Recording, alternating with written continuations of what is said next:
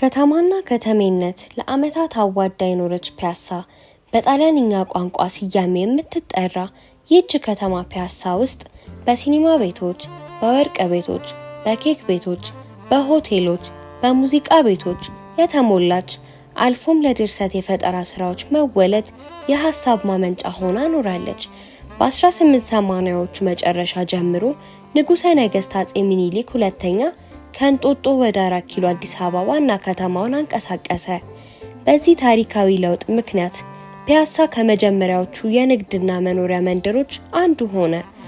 አሁን ላይ ፒያሳ ለአዲስ አበባ ማንሰራራት እውነተኛ ማሳያ የሆነች በኮሪደር በወንዝ ልማቶችና በተለያዩ ፋውንቴኖች እንዲሁም ትላልቅ አፓርትመንቶች አምራና ተውባ ለተለያዩ ቱሪስትና ጎብኚዎች መዳረሻ ሆና ተገኝታለች። የወደፊቷን ፒያሳ ባሏት የእድገት ሂደትና ፍጥነት በምናብ ስንቃኝ በተለያዩ የንግድ ሱቆች፣ ሞሎች፣ ሆቴሎችና ትላልቅ ህንጻዎች ተውባ ለአዲስ አበባም ሆነ ለኢትዮጵያ የኢኮኖሚም የቱሪስት መስህብ እንደምትሆን መገመት በጣም ቀላል ነው። ከዚህም መካከል ከአራዳ ፓርክ ፊት ለፊት እየተገነባ የሚገኝ በዘመናዊነቱ ከከተማው ልማት ጋር አብሮ የሚሄድና እጅግ በሚያስገርም የምህንድስና ጥበብ እየተገነባ የሚገኝ በውስጡም የንግድ ሱቆች፣ አፓርትመንት፣ የመዝናኛ ስፍራ እና የተለያዩ ፋሲሊቲዎችን ያካተተ 4000 ካሬ ላይ ያረፈ ዘመናዊ G+17 አፓርትመንት የምናይ ይሆናል። የመንግስት ተቋማቶች ያሉበት ቦታ ከመሆኑ አንፃር ለጸጥታም ለምንም የማያሰጋ ቦታ ከመሆኑ አንፃር በደንብ ለውጭ ዜጎች መከራየት የሚችሉ ቦታዎች በመሆናቸው ከሌላው ለየት ያሉ ናቸው።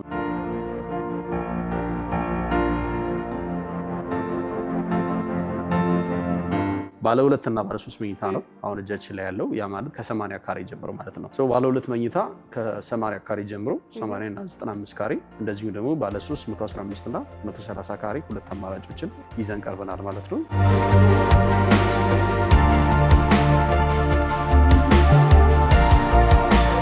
ከ90,000 እስከ 97,000 ብር በካሬ እዚህ ሳይት ላይ ሽያጮችን እያከናወኑ ነው የምንገኘው። እንግዲህ ደንበኞች ልብ ማለት ያለባቸው በጣም ለአጭር ጊዜ የሚቆይ ቅናሽ ነው።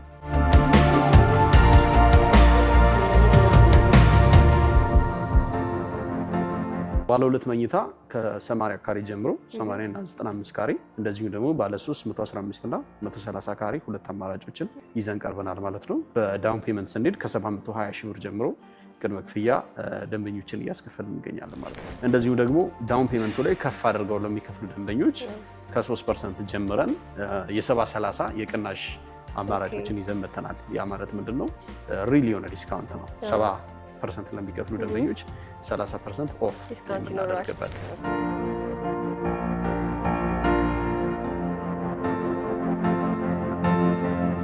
ሰላም ውድ ቤታ ሚዲያ ተከታታዮቻችን እንዴት ናችሁ? ዛሬ ደግሞ የምንገኘው ፒያሳ ከአራዳ ፓርክ ፊት ለፊት ወደሚገኘው እጅግ አነጋጋሪና በአይነቱ ለየት ያለ ዘመናዊ ወደ ሆነው ሪል ስቴት ጎራ ብለናል። ከ720,000 ብር ጀምሮ በመሸጥ ላይ ወደሚገኘው ሜሪት ሪል ስቴት ጎራ ብለናል። ውስጥ ያለውን አንዳንድ መረጃዎችን አብረን ለማየት አብራችሁን ቆዩ። ሰላም ሰላም። እንኳን ደህና መጣሽ። እንኳን ደህና ቆያችሁ። ኦኬ፣ አሪፍ ነው። ዛሬ እናንተ ጋር የመጣ ነው ፒያሳ ላይ እየገነባችሁት ያላችሁን ሪል ስቴት ሰምተን በዛ ላይ ደግሞ አንዳንድ መረጃዎችን ለመውሰድ ነው። ግን ከዛ በፊት እስቲ ስለራስን በዛ ላይ ስለዚህ ካምፓኒ አንዳንድ መረጃዎች። ኦኬ፣ ስሜ ምህረቱ ተሰማ እባላለሁ። በሜሪት ፕሮፐርቲስ ሴልስ ኤንድ ማርኬቲንግ ማናጀር ነኝ። እንግዲህ ቀጣዩን ጊዜ በደንብ አብረን እናሳልፋለን። እንግዲህ እንደሰማሽው ሳይታችን እዚህ ፒያሳ አራዳ ፓርክ ጋር ይገኛል። እንግዲህ ሰፊ ስራ እየሰራን ያለ ነው። ቆንጆ ኢንፎርሜሽን ይዘሽ የመጣሽው በደንብ ለተመልካቾችሽ ታደርሻለሽ ብዬ ተስፋ አድርጋለሁ። አዎ፣ ያው ጠለቅ ያለውን ደግሞ እስቲ አብረን ካንተ ጋር ሆነን አንዳንድ ነገሮች የምትነግረን ይሆናል ማለት ነው። ኦኬ፣ ያው እንግዲህ ሜሪት ወደ ሪል ስቴቱ ከመግባቱ በፊት መጀመሪያ በጣም ወደ 15 ዓመት ለሚሆኑ ጊዜያቶች በተለያዩ የቢዝነስ ዘርፎች ላይ ተሰማርቶ ሰርቷል። እንግዲህ በደንብ ልምድ ያካበተ ድርጅት ነው። ወደ ሪል ስቴቱም ከገባ በኋላ የተለያዩ ሳይቶችን ሰርቷል። ይሄ እንግዲህ ሰክሰሱን የሚያሳይ ነው። ለምሳሌ ሜሪት መጀመሪያ ወደ ሪል ስቴቱ ከመምጣቱ በፊት ምን ኩባንያዎች በስሩ ነበሩት የሚሉትን የተወሰነ እኔና አሁን ላይ ጊዜው ያው ትረስት የሚፈልግበት ጊዜ ስለሆነ ምን ያክል አቅም ያላቸው ካምፓኒዎች ስራው ላይ እየተሳተፉ ነው የሚለውን ደንበኞች ማወቅ ስለሚፈልጉ የተወሰነ ሪጋርሽና እንግዲህ ሜሪት ስራውን ከመጀመሩ በፊት ፎር ዩ ትሬዲንግ የሚባል የዘይት ፋብሪካ በስሩ የነበረው ድርጅት ነው። ከዛ በመቀጠል አማና ኢምፖርትና ኤክስፖርት ላይ ተሰማርቶ የሚሰራ አማና የሚባል ድርጅት በስሩ አለ። እንደዚሁም ደግሞ አማና ፒፒአር የፓይፕ እና ፕላስቲክ ኢንዱስትሪ በስሩ ያለው ካምፓኒ ነው። እዚህ ላይ በጣም ሰፊውን ስኬት ያሳለፉባቸው ሰፊ ጊዜያቶች አሉ። ከዛ በመቀጠል የመጨረሻው የሪል ስቴት ሳይቱን በቦሌ ራማዳ ጋር ዘ ሃይላይን የሚባል ሪል ስቴት እንደዚሁ በመገንባት ላይ ይገኛል። ይሄኛው ሁለተኛው ሳይቱ ነው። አራዳ ፓርክ ወይም ደግሞ በድሮ ስሙ ከአብርሆት ቤተ መጻሕፍት በቅርብ ርቀት ላይ የሚገኝ ቦታ ነው ማለት ነው። እንግዲህ ይህ ሳይት ለየት የሚያደርገው በፊት ለፊትም በኋላም በኩል በደንብ እይታ ያላቸው ቤቶች መገንባታቸው በደንብ ለየት ያደርጋቸዋል ብዬ አስባለሁ። አጠቃላይ 4040 ካሬ ላይ ያረፈ ህንፃ ነው እየተገነባ የሚገኘው። ወደ ታች 2 ቤዝመንት አለው። ከግራውንድ እስከ 4ኛ ድረስ የንግድ ማዕከል አለው። 5ኛ እና 6ኛ ላይ እንግዲህ ባልተለመደ ሁኔታ ያው ብዙ ጊዜ ፓርኪንግ ከታች ነው አይደለም የሚሆነው። ባልተለመደ ሁኔታ ፓርኪንግ 5ኛ እና 6ኛ ላይ ያካተተ ሆኖ ይሰራል። መሀል ላይም አለው ማለት ነው አለው። ቢኮዝ ይሄ የሆነበት ምክንያት ምንድነው? ኮሜርሻል ስላለው ሳይቱ ለኮሜርሻሎቹ ታች 2 ቤዝመንት አለ። እንደዚሁም ደግሞ ለነዋሪዎች 5ኛ እና 6ኛ ላይ ፓርኪንግ ይኖራቸዋል ማለት ነው። ሌላው ህንፃው ወደ ላይ G+17 ነው የሚረዝመው። በጣም ረጅም ህንፃ አይደለም። በእያንዳንዱ ፍሎር ላይ 5 ቤቶች ብቻ ናቸው የሚገኙት። ሞር ፕራይቬሲን ያካተተ ነው። ያ ማለት እንግዲህ ታውቂዋለሽ አንድ ህንፃ ላይ 10 ምናምን ሰው የሚኖርባቸው ብዙ ሳይቶች አሉ። ያ እንግዲህ ለመኖሪያ በጣም አስቸጋሪ ነው የሚሆነው። ካለው ፕሮፖርሽን አንጻር ሊፍቶችንም ለመጠቀም የተለያዩ አሚኒቲዎችን ለመጠቀም አስቸጋሪ አድርገዋል። እዚህ ላይ በፍሎር በጣም አነስተኛ ሰዎች መኖራቸው ያንን ሁሉ በስፋት እንዲጠቀሙ ያስችላቸዋል ማለት ነው፣ ነዋሪዎች ማለት ነው። በጣም አሪፍና በጣም ደስ የሚል መረጃ ነው እየነገርከኝ ያለኸው። አራዳ ፓርክ ነበር ያልከኝ አይደለ?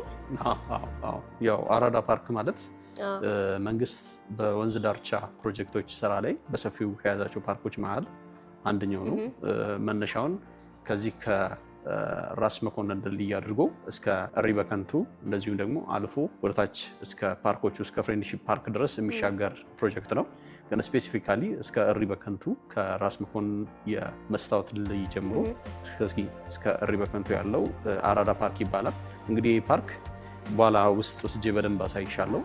ፓርኩ በደንብ ሰፊ ወክዌዎች ያሉት እዚህ ሳይት ላይ ደግሞ ስፔሻሊ ለሚኖሩ ሰዎች ቀጥታ ፊት ለፊት ላይ የሚገኝ ፓርክ ነው። ሰዎች ጂምናዚየም ኦልሬዲ ሳይታችን ላይ አለ፣ ግን ጂምናዚየም ውስጥ መሮጥ ባይፈልጉ ተሻግረው ሳይቱ ላይ አራዳ ፓርክ ውስጥ መሮጥ ይችላሉ። እስከ 5 ኪሎ ሜትር የሚደርስ ወክዌ ያለው። እንደዚሁም ደግሞ በእግር ሆነ መሮጥም እንኳን ባያስፈልግ በሳይክል በደንብ የሚዝናኑበት ቦታ አለ። የልጆች መጫወቻ አለው። ትልልቅ የውሃ ትዕይንቶች የሚከናወኑበት ቦታ አለ። እንደዚሁም ግራና ቀኙን በጣም ብዙ ኮፊ ሃውሶች፣ የመኪና ማቆሚያ ፕላዛዎችን ጨምሮ በደንብ የተሰራበት ፓርክ ነው ማለት ነው። ስለዚህ እዚህ ቦታ ላይ የሚኖሩ ሰዎች አዲሽናል ይህንን ጥቅም ያገኛሉ ማለት ነው። ስለዚህ ሳይታችሁ በጣም አሪፍና አሪፍ ቪው ወዳለው አድርጋችሁ ነው የሰራችሁት ማለት ነው። በሚገባ ይሄ አሁን የነገርኩሽ በአንዱ በኩል ያለው እይታ ነው።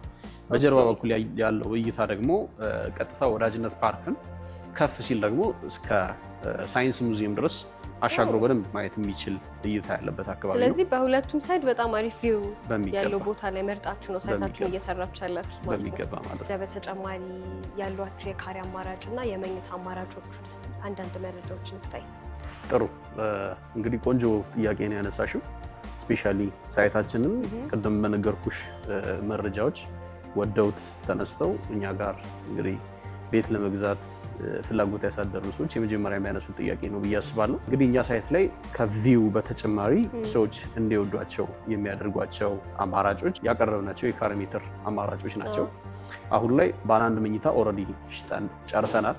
እሱ ኦልሞስት አውት ኦፍ ስቶክ ሆኗል። ባለ አንዶቹ ሙሉ አልቀዋል፣ ተሽጠው አልቀዋል። ኦልሬዲ ባለ 2 እና ባለ 3 መኝታ ነው አሁን እጃችን ላይ ያለው። ያ ማለት ከ80 ካሬ ጀምሮ ማለት ነው። ባለ 2 መኝታ ከ80 ካሬ ጀምሮ 80 እና 95 ካሬ፣ እንደዚሁም ደግሞ ባለ 3 115 እና 130 ካሬ ሁለት አማራጮችን ይዘን ቀርበናል ማለት ነው። በዳውን ፔመንት ስንሄድ ከ720 ሺህ ብር ጀምሮ ቅድመ ክፍያ ደንበኞችን እያስከፈልን እንገኛለን ማለት ነው። ቅድመ ክፍያ 720 ሺህ ብር የከፈለ ሰው እዚህ ቦታ ላይ ቤት መግዛት ይችላል ማለት ነው። ቤት መግዛት ይችላል። መረከብ ሳይሆን ቤት መግዛት ይችላል። ቀሪውን በ3 ዓመት ጊዜ ውስጥ በኮንስትራክሽን ፕሮግረስ እየከፈለ መጨረስ ይችላል ማለት ነው። በጣም አሪፍ ነገር ነው የነገርከኝ። ቅድመ ክፍያውን በ720 ሺህ ብር ብለኸኛል። ታዲያ እንዴት ነው ዋጋቸው? በዛ ላይ ደግሞ እንዴት ነው አከፋፈላቸው እና ዲስካውንትስ አለው ወይስ እንዴት ነው? ኦኬ አሁን ያለንበት ታይም ስፔሻሊ ለመጀመሪያዎቹ የተወሰኑ ቤቶች ቅናሽ አውጥተን እየሰራንበት ያለ ጊዜ ነው። አካባቢው ላይ አብዛኞቹ ሳይቶች ከኛ በጣም በከፍ ባለ ዋጋ ነው እየሸጡ ያሉት እዚህ አካባቢ ላይ። እኛ ግን ሞር ኦፍ ዲስካውንት ይዘን ነው የቀረብነው። ያ ማለት ከ90 ሺህ እስከ 97 ሺህ ብር በካሬ እዚህ ሳይት ላይ ሽያጮችን እያከናወንን ነው የምንገኘው። እንግዲህ ደንበኞች ልብ ማለት ያለባቸው በጣም ለአጭር ጊዜ የሚቆይ ቅናሽ ነው። እዚህ ላይ በደንብ መጠቀም የሚፈልጉ ሰዎች ቶሎ ኮንታክት እንዲያደርጉን ላሳስብ እወዳለሁ። ሌላው አከፋፈሉ ነው። አከፋፈሉ ከ10% ቅድመ ክፍያ ጀምሮ በ3 ዓመት ጊዜ ውስጥ ተከፍለው የሚጠናቀቁ ቤቶች ናቸው ማለት ነው። ያ ማለት ብዙም ኪስ ሳይጎዳ በቀላሉ ከፍለው ሊያጠናቅቁ የሚችሉባቸው ናቸው። እንደዚሁ ደግሞ ዳውን ፔመንቱ ላይ ከፍ አድርገው ለሚከፍሉ ደንበኞች ከ3% ጀምረን የ70/30 የቅናሽ አማራጮችን ይዘን መተናል። ያ ማለት ምንድነው?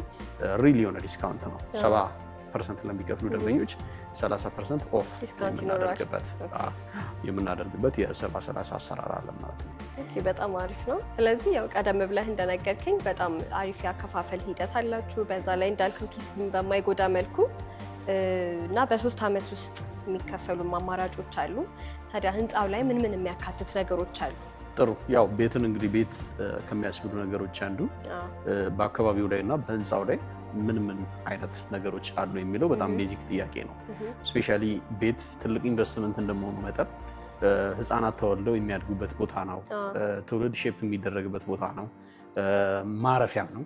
በጣም በድካም ሰርተው ለሚመጡ ሰዎች ማረፊያም ጭምር ነው። እነዚህ ነገሮች ሲታሰቡ ህንፃው ላይ ምን አይነት ነገሮች አሉ፣ ምን አይነት ፋሲሊቲዎች አሉ፣ ምን አይነት አሜኒቲዎች አሉ የሚለው ነገር በጣም ቤዚክ ጥያቄ ነው ማለት ነው። እኛ 6ኛ ፍሎር ላይ አሜኒቲ ፍሎር አለ። እዛ አሜኒቲ ፍሎር ላይ ኢንዶር ስዊሚንግ ፑል፣ ጂምናዚየም፣ ስፓ ሰርቪስ እነዚህን ነገሮች ያካተተ ነው። ሞር ኦፍ ቆንጆ የሆኑ ፋሲሊቲዎችን አቅርበናል። እንደዚሁም ደግሞ ቅድም እንዳነሳውልሽ ኢቭን በተለያየ ሁኔታ መዝናናት ቢፈልጉ አንድ መንገድ ብቻ በመሻገር በአራዳ ፓርክ ውስጥ በጣም ኢንጆይ ማድረግ ይችላሉ። የህፃናቶቹ ወዳጅነት ፓርክም እንደዚሁ ጎረቤት ነው ከኛ ጋር፣ በዛ ኢንጆይ ማድረግ ይችላሉ ማለት ነው። ሁሉም ነገሮች የታጠረ ነው። ሌላው ጥያቄ የሚነሳው ነገር ከሎኬሽኑ አንጻር አካባቢው ላይ ምን አይነት ነገሮች አሉ የሚለው ነገር ነው። ለምሳሌ አንደኛው ጥያቄ ቤት ለሚገዙ ሰዎች የትምህርት ቤቶች ጥያቄ ነው። ምን ያክል ትምህርት ቤቶች በዚህ ቅርበት ይገኛሉ የሚለው ጥያቄ በጣም ቤዚክ ነው። ለምሳሌ ሊሴ ገብረ ማርያምን ብንወስድ ከኛ ጀርባ ነው የሚገኘው።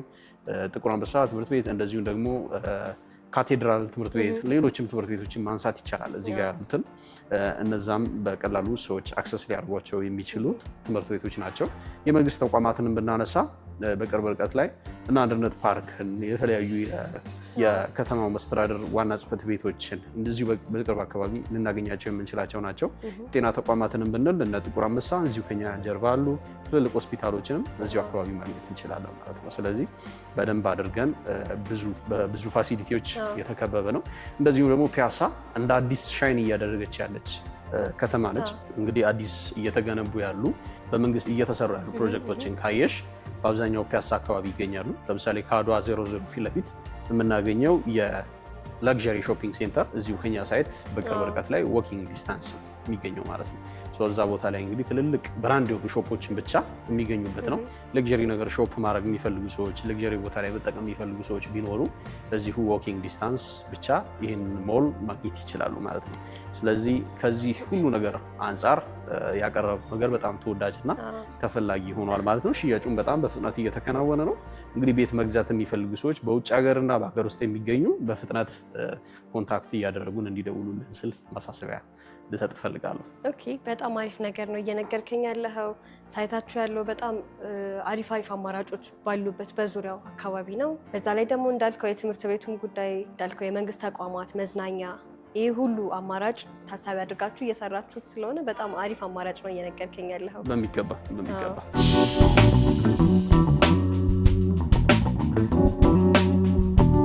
ሜሪት ከሌላው አማራጭ እንዴት ነው እዚህኛው ላይ ለየት ብሎ የቀረበው ወይ ደግሞ ለየት ያለ አማራጭ አለው ብለህ የምታስበው ነገር ካለ እስቲ ንገረኝ። ጥሩ።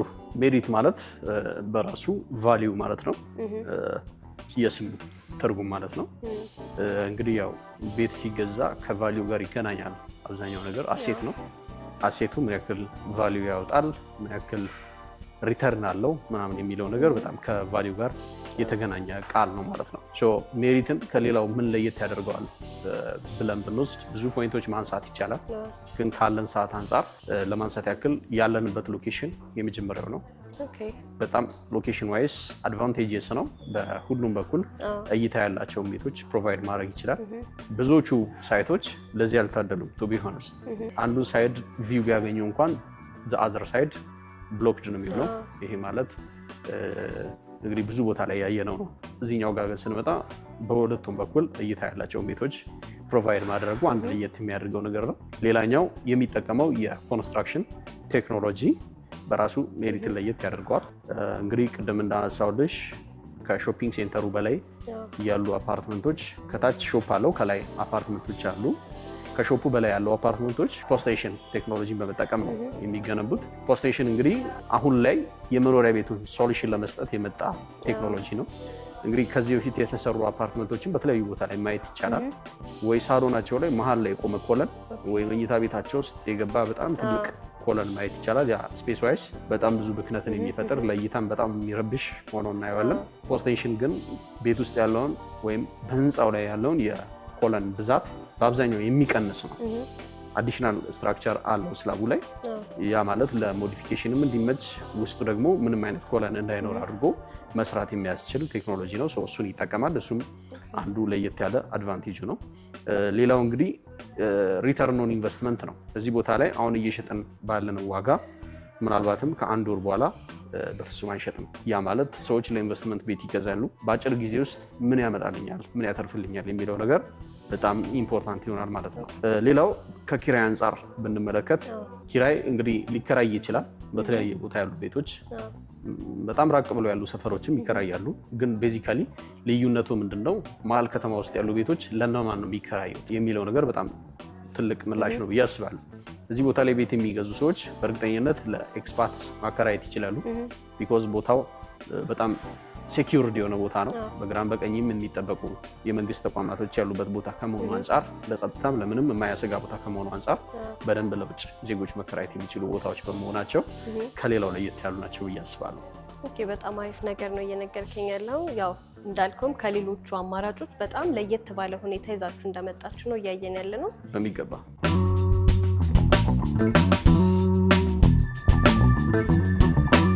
ሰላም ነሽ? አለን። ያው ዛሬ ወደ ሜሪት ሪል ስቴት ጎራ ብለናል። በዛውም አንዳንድ በጣም ጥሩ የሆኑ መረጃዎችን አይተናል እና በጣም ብዙ የተለያዩ ነገሮችንም አይተናል። ታዲያ በዚህ ሂደት ውስጥ አንቺ ደግሞ የሜሪት ተጠቃሚ መሆንሽን ለማየት ችያለሁ ማለት ነው። እስቲ እንዴት ወደ ሜሪት መጣሽ? እንዴት ሜሪትን መረጥሽ? እና ደግሞ ያገኘሻቸው ጥቅማ ጥቅሞች እስቲ በትንሹ ንገሪ። መጀመሪያ ያያቸው ሶሻል ሚዲያ ላይ ነው። ሶሻል ሚዲያ ላይ አይቻቸው ያው እዚህ ከሚሰሩ ከሴልስ ፐርሰኖች ጋር ነው ኮንታክት ያደረኩት። መጀመሪያ ላይ ግን የወደድኩት ያየሁት ሎኬሽኑን፣ ከዛ ውጭ ደግሞ ፕራይሱ። ያው አሪፍ የቦታ አቀማመጥ አላቸው። ያው ቀደም ብለው እንደተናገሩትም ከፊትም ከኋላ አሪፍ የሆነ ቪው አለው ብለውን ነበር። እሱን ሁሉ እውነታ ሆኖ አግኝተሹ ወደሹ መርጠሹ? እውነትሽን ነው። በአራቱም አቅጣጫ ያላቸው ቪዎች የሚወደዱ ናቸው። በአራቱም በኩል የፀሐይ ብርሃንን ማግኘት የሚችልበት ቦታ ነው ያለው። ከዛ በመቀጠል እንዳልኩሽ ዋጋው ያው ፒያሳ ላይ መሀል ፒያሳ ላይ ሆነ በዚህ ዋጋ የለም። ሲቀጥል የፕራይስ ሬንጅም አለው፣ አማራጭ አለው። አሁን 3 አይነት የፕራይስ ሬንጅ ነው ሰጥቶኝ የነበረው። አቅሜ በሚችለው በሚፈቅደው ተስማምተን ነው ወደ አግሪመንት የደረስነው። በጣም አሪፍ ነገር ነው እየነገርሽኝ ያለሽው። እኔ አክቹሊ ቀደም ብዬ ከሰማኋቸው ነገሮች በተጨማሪ አሪፍ የሆነ ማረጋገጫ ነው የሰጠሽኝ። እንኳን ደስ አለሽም ለማለት እወዳለሁ። እንኳን አብሮ ደስ አለን። እና ለተመልካቾች ይሄንን ሪከመንድ ታደርጊናለሽ? ሃይሊ ሪኮመንድ ማደርገው ስቴት ነው። በጣም እናመሰግናለን። እሺ፣ እኔም አመሰግናለሁ።